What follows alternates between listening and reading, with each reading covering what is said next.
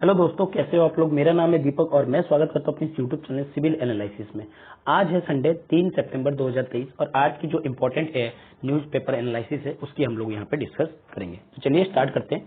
देखिए कौन कौन से आर्टिकल को आज लेने वाले हैं। आज ज्यादा आर्टिकल, संडे है तो ज्यादा आर्टिकल भी नहीं है, कुछ जो है आपके साइंस एंड टेक से रिलेटेड है तो उनको भी देख लेंगे। तो पहला आर्टिकल है Aditya L1 lift off to study the sun. जैसे कि आपको पता है कल आदित्य L1 जो है वो लिफ्ट ऑफ किया गया और वो जो है सन की स्टडी करने के लिए जो है इसको भेजा गया है। अगला आर्टिकल है 3/4 of Indian irrigation source of run on electricity. एक इरिगेशन सिस्टम से रिलेटेड है। इंडिया की इरिगेशन सिस्टम किस तरह से काम कर रही है और कितने लोग जो है इरिगेशन के लिए इलेक्ट्रिसिटी का यूज करके जो पानी है वो जमीन से निकालते हैं, उसके बारे में यहाँ डाटा दिया गया है। प्रज्ञान कम्प्लीटली इस टास्क। देखिए क्या हो गया है, जब चंद्रयान 3 लॉन्च किया गया था तब अब क्या हो गया है, जो प्रज्ञान है जो सर्च करता है, सारी रिपोर्ट हमें देता है, वो कहीं ना कहीं उसने अपना टास्क जो है कंप्लीट कर लिया है और उसको अब क्या किया है, सेफली रोवर को क्या कर दिया है, पार्क कर लिया गया सेफली तरीके से और उसको स्लिप मोड पे रख दिया। क्योंकि देखिए अब जो है जो लाइट पोजीशन है मून का वो अभी फिलहाल तो नहीं मिलेगी, ठीक है। वो बताया जा रहा है सितंबर 22 के बाद जो है वो फिर से जो है ओपन किया जाएगा। तो इसके बारे में थोड़ा सा डिटेल में स्टडी कर लेंगे। Early prediction of preeclampsia using biomarkers. यहाँ पे प्रेगनेंसी के ऊपर दिया जा रहा है, जो प्री क्लैम्पसिया है किस तरह से प्रेडिक्शन करेगा, जो बायोमेकर्स है वो किस तरह से प्रेडिक्शन करेगा प्री क्लैम्पसिया को, इसके बारे में डिस्कस कर लेंगे। Study reveal population decline in human ancestor. यहाँ पे बात की जा रही है किस तरह से जो पुराने पॉपुलेशन थे हमारे डिक्लाइन हुए हैं, उसके बारे में यहाँ साइंस एंड टेक की जो आर्टिकल है उसमें पेज है उसमें दिया रखा है, ठीक है। और अगला है अंटलाटिफिकेशन क्या है, इसके बारे में जान लेंगे। और एक्सरे जो है एआई से रिलेटेड एक्सरे जो है वो किस तरह से डिटेक्ट करता है टीबी केसेस को, इसके बारे में जानकारी लेंगे। चलिए आगे बढ़ते हैं। पहला आर्टिकल है Aditya L1 lift off to study the sun. क्या हुआ, इसरो ने अपनी PSLV से क्या किया, श्रीहरिकोटा से 11:50 पे एक लॉन्गेस्ट फ्लाइट लिया और वो जो है अर्थ की ऑर्बिट में क्या किया जाएगा, तो रखा जाएगा और उसको साथ ही साथ जो आदित्य L1 है वो किसकी खोज करेगा, किसके बारे में पता लगाएगा, आपके सन के बारे में। सन के जो अलग अलग इफेक्ट्स है उसके बारे में पता लगाएगा। अलग अलग इफेक्ट्स यानी कि अगर देखा जाए तो क्या क्या चीज है जो आपके देख सकते हैं, कोरोनल हीटिंग के बारे में, coronal mass ejection, pre flare या फ्लेयर एक्टिविटी, इस तरह की जो चीजें है या स्पेस की जो वेदर की डायनेमिक पोजीशन है उसके बारे में पता लगाएगा। कैसे पता लगाएगा, देखिए यहां पे अगर मैं मान लू अर्थ है आपका, यहां पे सन है, तो ये कोई लैग्रेनियन पॉइंट है, लैग्रेनियन पॉइंट है, ठीक है। इस पॉइंट के बीच में क्या किया जाएगा, इसको प्लेस किया जाएगा। अब यहां से प्लेस करने से क्या होगा, इसकी ग्रेविटेशनल पुल और इसकी ग्रेविटेशनल पुल के बीच में ये बैलेंस बन के रहेगा और जैसे जैसे अर्थ रोटेट करेगा वो उसी के साथ क्या करेगा, ये भी रोटेट करेगा, ठीक है। ग्रेविटेशनल पुल जो है इक्वल अमाउंट पे लगती रहेगी, ठीक है। यानी कि दोनों का इफेक्ट जो है, यानी कि अर्थ का ग्रेविटेशनल और जो आपके सन के ग्रेविटेशन, दोनों के इफेक्ट से वो क्या रहेगा, यहाँ पे जो है रिवॉल्व करता रहेगा। इसका जो लाइफ एज बताया जा रहा है कि 5 ईयर तक इसको क्या किया जाएगा, रखा जाएगा और 5 ईयर तक इसको जो है स्टडी की जाएगी, ठीक है। अगर यहाँ पे बात करें, ये 59th फ्लाइट थी जिसमें polar satellite launch vehicle use किया गया, ठीक है, आदित्य L1 के लिए बोर्ड किया गया और श्री सतीश धवन स्पेस सेंटर श्रीहरिकोटा से 11:50 पे लॉन्च कर दिया गया और लगभग 63 मिनट के बाद टेक ऑफ के बाद उसमें से सैटेलाइट जो है वो कहीं ना कहीं सेपरेट हुआ, ठीक है, जिसमें PSLV जो है लॉन्चिंग किया था आदित्य L1 स्पेसक्राफ्ट को, जो हाईली इसेंट्रिक ऑर्बिट है, जो अर्थ के कितने बजकर 12:53 पे यानी कि 12:53 PM पे ये चीज हुआ।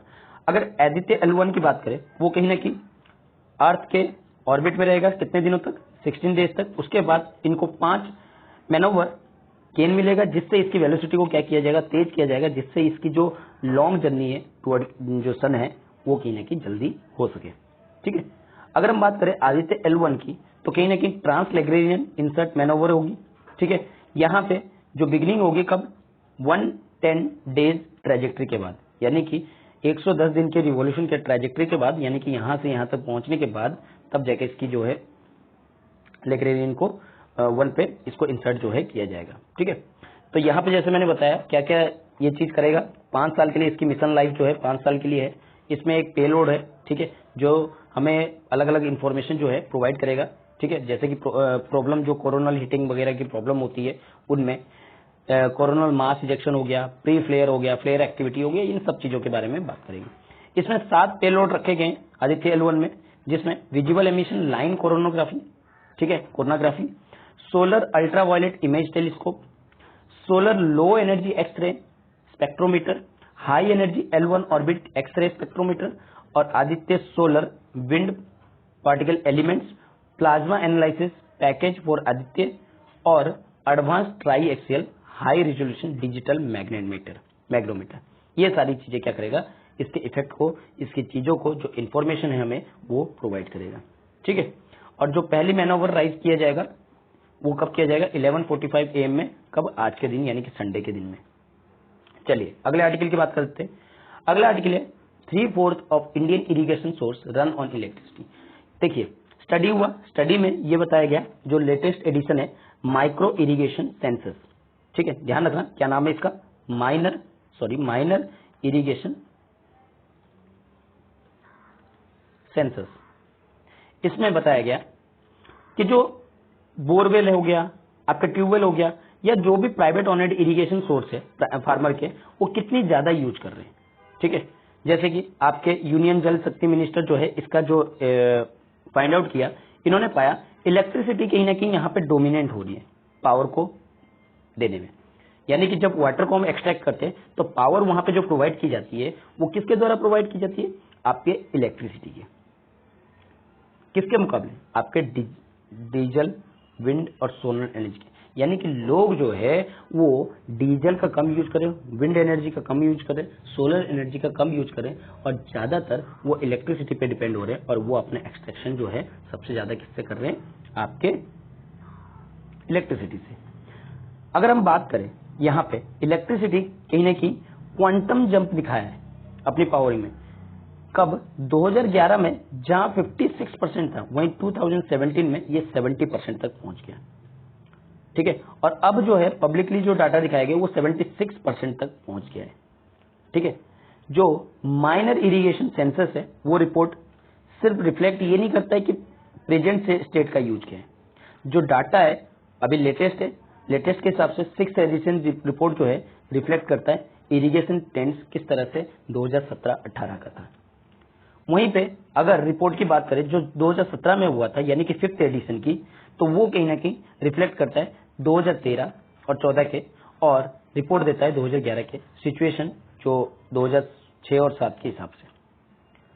ठीक है, ये सारी चीजें बताई जा रही है। जो नंबर ऑफ सैलो ट्यूबवेल्स है या कैपेबल ऑफ ड्रॉइंग वाटर जहां से हम लोग निकाल सकते हैं वो 53 मीटर रखा गया है, और वो अब डिक्लाइन होके कितना हो गया, 59 से 55% लैक तक पहुंच गया है।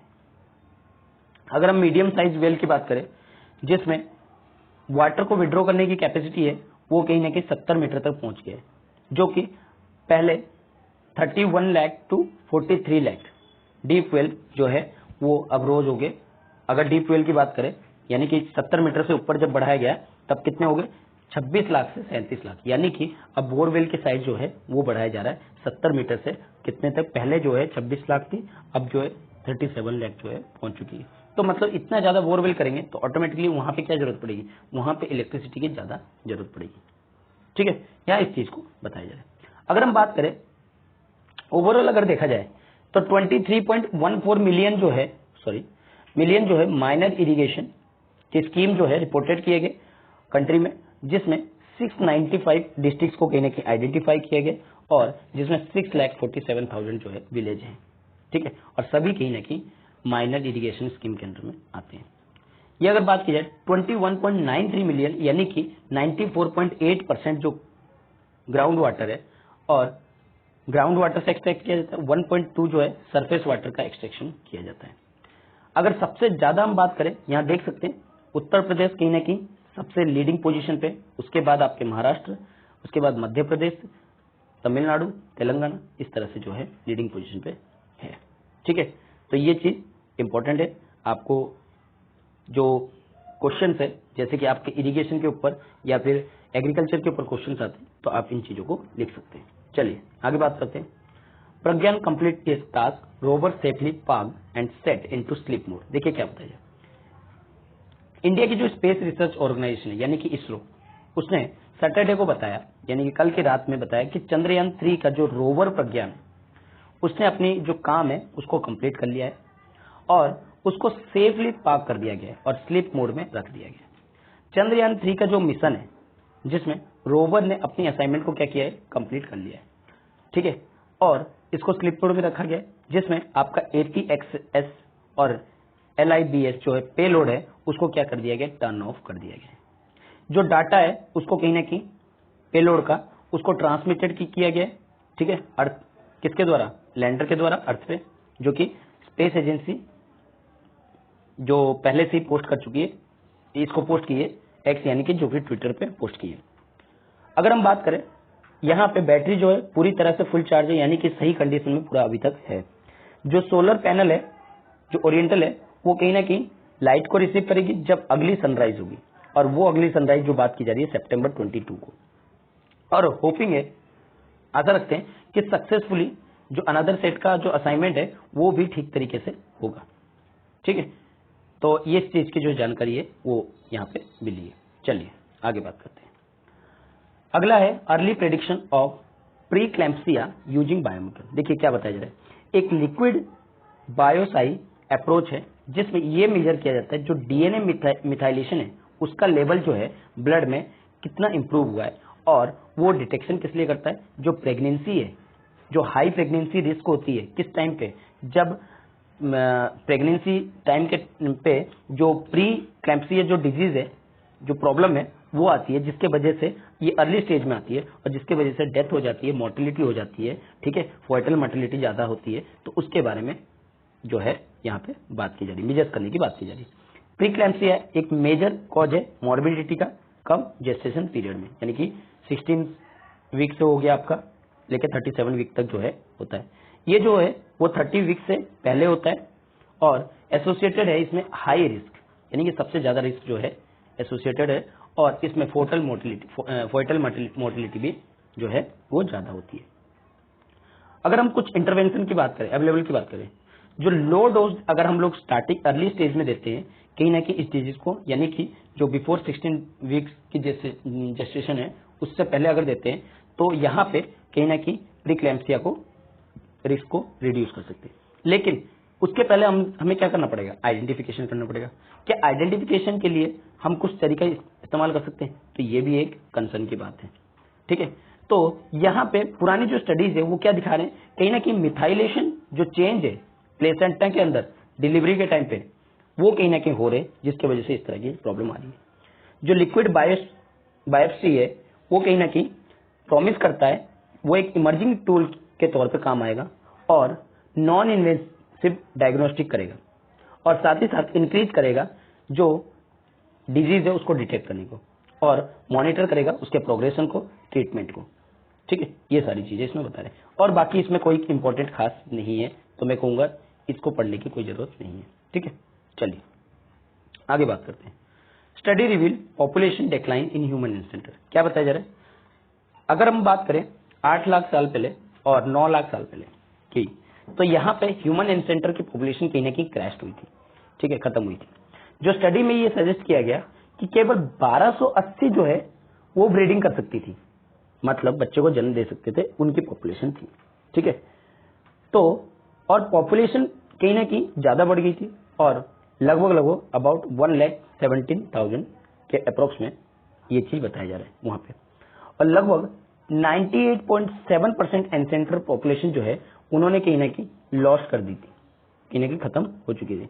और ये जो डिक्लाइन है वो किस वजह से हुई थी, कॉन्साइड विथ क्लाइमेट चेंज, यानी कि क्लाइमेट के चेंज के साथ हुई थी, ठीक है, जिसके वजह से ग्लेशिएशन जो है वो ज्यादा हुआ था, लॉन्ग टर्म इवेंट दिखा था, और डिजीज मरीन सरफेस जो टेम्परेचर है वो भी ज्यादा फैलने लगी थी, जिसके वजह से ड्रॉट वगैरह जैसे अफ्रीकन एरिया, यूरेशियन एरिया में ज्यादातर हुए थे। तो इससे क्या पता लगता है, इससे पता लगता है कि हमें क्लाइमेट चेंज को कहीं ना कहीं आज के टाइम पे कंट्रोल करना पड़ेगा।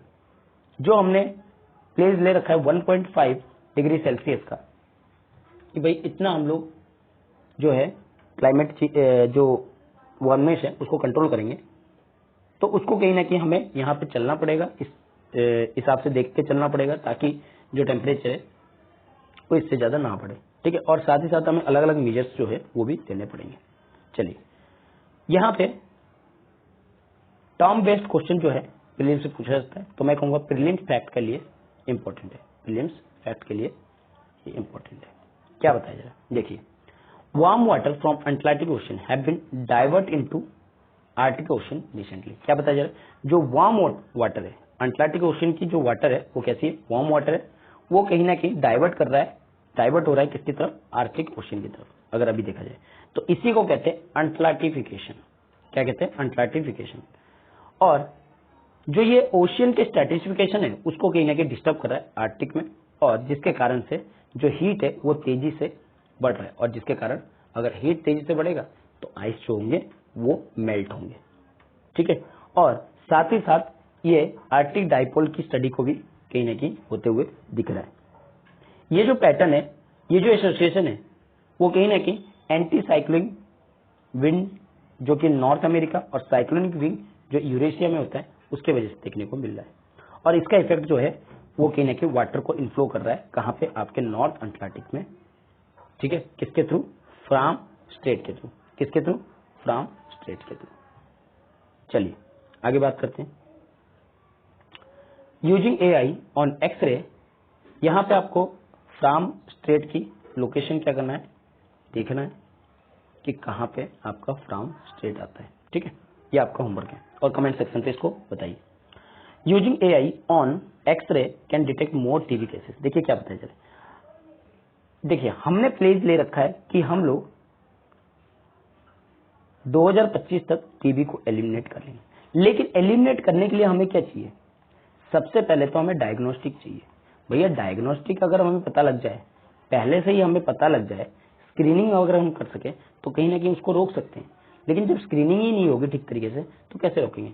तो यहाँ पे एक फॉर्मूला लाया गया है, एआई चेक ऑन एक्सरे, ठीक है। ये क्या करेगा, डिटेक्ट करेगा, यानी कि अगर हम डिटेक्ट पहले कर ले टीबी के केसेस को तो उसको रोक सकते हैं, ठीक है।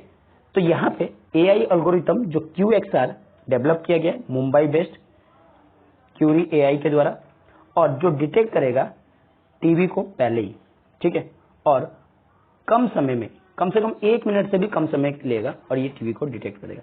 पहले हम कौन सी चीज का इस्तेमाल करते थे, पहले हम लोग मॉलिक्यूलर टेस्ट का यूज करते थे। पहले हम लोग किस चीज का यूज करते थे, मॉलिक्यूलर टेस्ट का, ठीक है। मैंने लास्ट संडे को भी इसको कवर किया था, लास्ट से लास्ट संडे आई थी, ठीक है। तो अब जो है मॉलिक्यूलर टेस्ट का यूज ना करके एआई बेस्ड अगर एक्सरे का यूज करेंगे तो ये 1 मिनट से कम के टाइम पे भी हमें क्या करेगा, जो टीबी की जो जानकारी है वो देगा। अगर हम बात करें 2019 और 2021 की, नेशनल टीबी प्रिवलेंस सर्वे हुआ था इंडिया में, जिसने ये दिखाया लगभग 43% टीबी केसेस जो है वो कहीं ना कहीं मिस्ड है। किसके वजह से, चेस्ट एक्सरे की वजह से, विदाउट चेस्ट एक्सरे, यानी कि चेस्ट एक्सरे नहीं हुआ है उसके वजह से हम लोग ये बता नहीं पा रहे। जब इसको यूज किया गया पॉपुलेशन बेस्ड स्क्रीनिंग में, जिसमें टारगेटेड स्क्रीनिंग रखा गया, QXR प्लस मॉलिक्यूलर टेस्ट रखा गया टीबी कंफर्मेशन के लिए, तो ये इंक्रीज होता हुआ, डिटेक्शन रेट जो है वो इंक्रीज होता हुआ दिखा, ठीक है। ये सारी चीजें हम बता रहे हैं। सिस्टमेटिक स्क्रीनिंग जो है टीबी की वो हो रही है आपकी अर्ली डायग्नोस्टिक में, और कहीं ना कहीं इंपॉर्टेंट है टीबी को खत्म करने में। अगर इंडियन ड्रग रेगुलेटरी को बात करें तो वहां पे QXR फ्यू मंथ से क्या किया जा रहा है, रेगुलेट करने की बात की जा रही है कि अगर इसकी रिपोर्ट आएगी तो हम इसको यूज करेंगे। QXR को जो WHO की रिक्वायरमेंट है वो कहीं ना कहीं मीट कर रहा है, और जो सेंसिटिव रेट है इसकी 90% से ऊपर है, और जो लोगों के बीच में यानी कि 15 साल से ऊपर के वो 70% से स्पेसिफिसिटी में है। अगर स्टेट की करंटली बात करें, वो कहीं ना कहीं सेंट्रल टीबी डिवीजन डायरेक्टिव की परमिशन की अभी रिक्वायरमेंट है, और वो वेटिंग कर रही है। जैसे ही इसका परमिशन मिलता है तो वो इसको अडॉप्ट करेंगे, ठीक है। और हमने जो एम्बिशन ले रखा है कि 2025 तक इसको खत्म करेंगे, तो उसके लिए हमें क्या करना पड़ेगा, इसका यूज करना पड़ेगा ताकि हम लोग टीबी को पूरी तरह से खत्म कर सके। यहाँ पे एक एग्जाम्पल दिया है वियतनाम का, जिसमें एक कम्युनिटी वाइड स्क्रीनिंग किया गया लोगों के बीच में, जो कि 15 साल से ऊपर रखा गया, और मॉलिक्यूलर टेस्ट रखा गया 2014 और 17 के बीच में, और रिजल्ट पाया कि लोअर प्रिवलेंस है पल्मोनरी टीबी की 2018 में, जो पैसिव केस डिटेक्शन है उसके अलावा, ठीक है। उसी तरह से अगर हम अनलाइक इन वियतनाम की बात करें, the use of QXR to read digital x ray before molecular test, यानी कि मॉलिक्यूलर टेस्टिंग से पहले ही इसको क्या कर देता है, रीड कर लेता है और ये अच्छी रिपोर्ट भी देता है। अगर हम बात करें इसकी कैपेसिटी की, तो कहीं ना कहीं ये जो यूज है QXR की स्क्रीनिंग की, जो एक्सरे है वो कहीं ना कहीं पॉजिटिव दिखाता है। मॉलिक्यूलर टेस्ट जो 18 से 17% हायर दिखाता है, यानी कि रिपोर्ट जो है कहीं ना कहीं अच्छी जो है कंडीशन में दिखाता है, मतलब डिटेक्ट जो है जल्दी कर पाता है। और इसकी जो कैपेबिलिटी है, जो इसकी इंप्रूवमेंट है वो 18 to 27% जो है ज्यादा दिखाता है, ठीक है, पॉजिटिविटी को। ठीक है, ये सारी चीजें इसमें कहीं ना कहीं बता रहा है और ये हेल्प कर सकता है हमारे जो टीबी से रिलेटेड प्रॉब्लम है उसको कहीं ना कहीं खत्म करने के लिए। ठीक है, चलिए, तो आज के लिए बस इतना ही आर्टिकल है। आई होप कि आपको आज का आर्टिकल जो है अच्छा लगा होगा। अगर आर्टिकल अच्छा लगा तो इसको लाइक कीजिए, अपने दोस्तों के साथ शेयर कीजिए और सब्सक्राइब करना ना भूलिए। Thank you.